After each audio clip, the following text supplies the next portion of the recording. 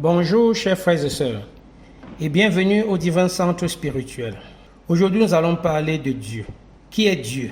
Dieu est le créateur de l'univers, celui qui a toujours existé et continuera à exister d'éternité en éternité. C'est Dieu qui a envoyé chacun d'entre nous sur cette terre avec une mission bien précise. C'est encore Dieu seul qui détient le mystère de la vie ou de la création. Personne ne peut contrer ou détourner ses décisions. Il est important de comprendre que nul au monde ou dans l'univers ne peut rivaliser ou triompher contre Dieu. Le destin du créateur du mal peut être pris comme exemple, car ce dernier savait depuis le début que tout ce qu'il a mis en place prendra fin un jour. Mais il avait caché cette vérité à ceux qui le servent encore aujourd'hui, malgré la fin de son règne acté par Dieu. Tout ce que Dieu n'a pas créé prendra obligatoirement fin à un moment donné. Dieu est toujours gagnant. Je vous invite donc, frères et sœurs, à suivre les pas de celui qui est à l'origine de notre existence sur la terre. Être avec lui, c'est être spirituellement protégé contre toute persécution spirituelle. Il y a bien sûr une grosse différence entre être avec Dieu et penser être avec Dieu, comme c'est le cas pour la plupart de ceux qui ressentent une instabilité spirituelle.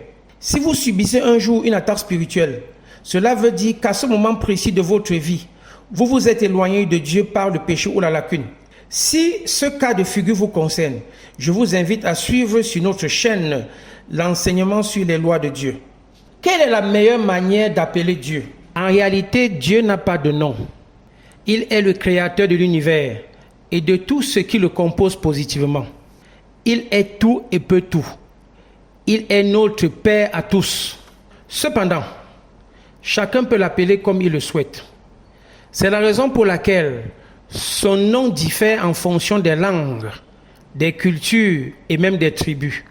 On peut citer par exemple God en anglais, Allah en arabe, Dieu en français, Gott en allemand, Dios en espagnol, Nzambe en lingala, Loba en douala, Nyambe en bassa, Shin en coréen, Shen en chinois, Théos en grec, Elohim en hébreu, Bog en russe et autres noms, car je ne peux pas citer tous les noms ici.